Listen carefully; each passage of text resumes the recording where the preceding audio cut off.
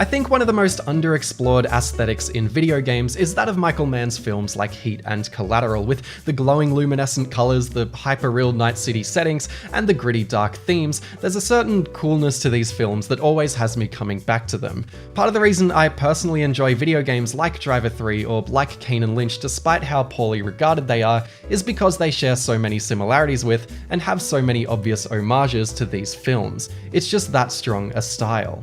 I'm also a bit of an apologist for Michael Mann's 2006 Miami Vice movie. I can completely understand why people don't like it because, let's be honest, it's filled to the brim with problems, but the surreal way it ebbs and flows and the beautiful digital look of the film is unlike anything else. It's definitely style over substance, but man do I enjoy that style. So it was only inevitable that I'd eventually try its PSP tie-in game, and to my surprise it turned out to be a fascinating little title.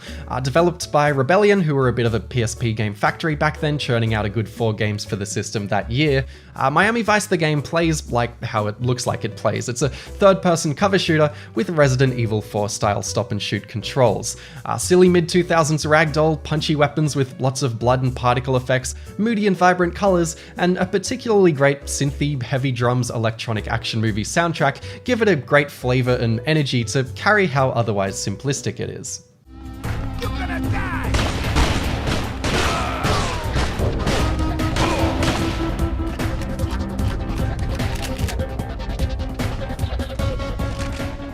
It just has a really cool vibe, and the 10 to 15 minute levels are varied and fleshed out in a way to really make Miami a distinctive character in itself. From the classy hotels to the cheesy nightclubs to the rundown trailer parks, even all the way out to Stiltsville, the locations sort of show Miami's glamour and its seediness, and where they could feel like standard video game levels, enough care has gone into distinguishing each level with different color palettes and detailing, like with the boats passing by to shoot at you, or the mansion having a home theater. There's a certain post-processed, bloomy, hazy glow to the visuals that I could see being a turn-off, but it really only serves the late-night, dingy, lo-fi look to the game. I should mention that this gameplay you're watching is emulated, and it isn't 100% accurate with some visual glitching. Speaking of boats, a handful of simple, easy speedboat missions with lock-on aiming provide a break from the shootouts, and again help characterize Miami, which is something the film did very well too. But beyond that, the similarities to the film are paper thin.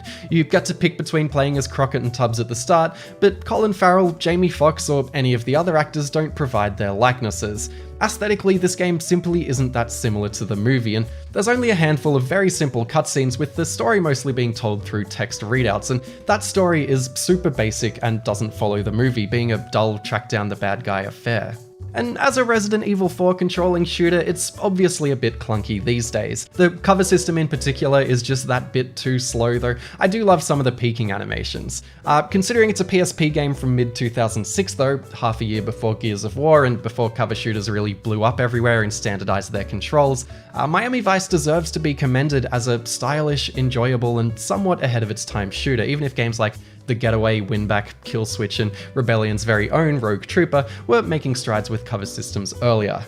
Miami Vice certainly shakes off that licensed game stigma with ease. These days, if you can look past the clunkiness, it's never been a game that will wow you with big moments, but it's a better game than you'd expect, and it's easy to appreciate. None of this is really why Miami Vice stands out though.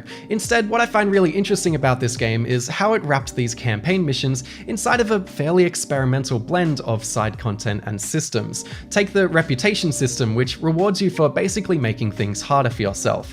Use the weaker weapons like the pistol and the shotgun to multiply your reputation score, use the cool white suit rather than the body armor to multiply it again, and try your best not to use first aid kits. I guess that a dude in a white suit with a pistol taking down dozens of bad guys is more memorable than an armored guy with a rifle. You can also give an informant drugs in return for information about your next mission. If you pay, he can show you on your mission map where enemies, health packs, and drugs you can sell later are. He'll also give you the ability to shut down the CCTV cameras, which can call in more enemies if they see you. You just need to make your way to the CCTV desk first. The final thing you can buy from him are the locations of each mission's flash RAM, basically like a USB stick. Collect them and you'll be able to hack them in between missions with a decent, if repetitive, asteroids-like hacking minigame. Beat the minigame and you'll unlock either the ability to upgrade specific weapons or the locations of drug barons. Visit the drug barons and they'll buy at a very lucrative price, but visiting them is a bit of a process. You need to get checked out twice to make sure you're legit with a charming, cheesy cutscene. In practice, it's a balance the bar minigame, but you can be aggressive to make it harder for yourself to earn more reputation, or diplomatic to make it easier and lose reputation. So with all these systems in place, you'll start trying to min-max your reputation score by wearing the fancy suit and using the weaker weapons. You get bonus reputation points for collecting all the drugs in the level, so you'll pay for the locations of all the drugs to get that bonus reputation. Then once the mission's over, you'll barter those drugs that you picked up to upgrade your lower tier weapons to make it easier on yourself to earn a maximum reputation score. Rinse and repeat. To put it simply, it's a clever cycle that gives the game much more depth than you'd initially think. Especially when you start to weigh up whether it's worth using a health kit when you're low, or whether it's worth taking in a better weapon as a secondary just in case things get tough. It has you making all these trade-offs and judgment calls during the missions, and then between missions it almost resembles a racing game as you're spending money on upgrades and improvements. So not only is Miami Vice a solid third-person shooter for the PSP, it's structured by all these, I guess you'd call them RPG elements, that really elevate the whole thing into something far more experimental and ambitious. But after a few missions, the economy just goes completely out of whack and the whole thing becomes trivial. Everything is way too cheap, you'll start overflowing with cash without even trying, and even on the hardest mode, the game is so easy that whether you have armor or not is basically a non-factor. By the end, I happily used the game's more powerful weapons just for variety's sake. I stopped collecting all the drugs in every level, I healed whenever I wanted, and I still had more than enough money and reputation. And before you know it, you'll have finished the game. I took it slow and completed it in under 3 hours, but if I rushed and ignored all the side stuff, I could have comfortably beat it in a single hour. It ends very abruptly too, on basically a cliffhanger. Ironically, finishing the game leaves you thinking that it's unfinished. As a bonus, you can play through all the missions in co-op if you have a willing friend with a PSP and a copy of the game, though the difficulty doesn't scale up, so it just gets even easier. I personally couldn't try the co-op, but it certainly seems like a welcome addition. Every cutscene in the single player showing both Crockett and Tubb serves as a reminder that this is a co-op game. So, on balance, Miami Vice the game weighs in as a solid, stylish cover shooter from a time before we knew that cover shooters would flood the market, and it's wrapped in plenty of good ideas that just lack execution. I'd love to see those very ideas explored further, but they're so unobtrusive that they're completely ignorable, leaving us with a short and sweet corner of the PSP's library that punches well above its weight. And hey, how about that soundtrack? Come get me, boy.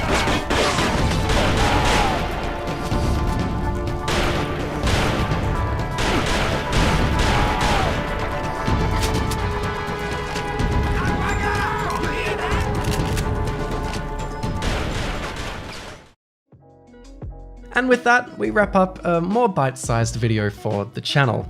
Thank you for watching, I hope you enjoyed it. I know it's a bit of a less complex video than my usual content, but I really wanted to sort of shine a spotlight on this game because it is a fascinating game, even if it is simpler than what I usually cover.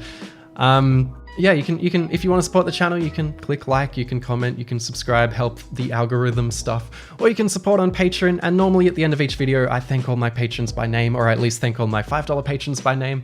But today I'm just going to bold them as I usually do with shorter videos, just so I don't spend half the video, reading out patrons' names. So I'm sorry about that, but thank you so much for supporting. It's crazy that anyone supports this on Patreon. There's also a Miami Vice PS2 game that is apparently not very good, but I watched some gameplay of it and it looked alright. So if anyone knows if that game is worth covering, please leave a comment and let me know, because I do want to check it out at least, and I've sort of put it on my list of games to track down and play and see if it's worth reviewing for the channel. But yeah, thank you as usual for watching, and I'll see you all in the next video. Take it easy.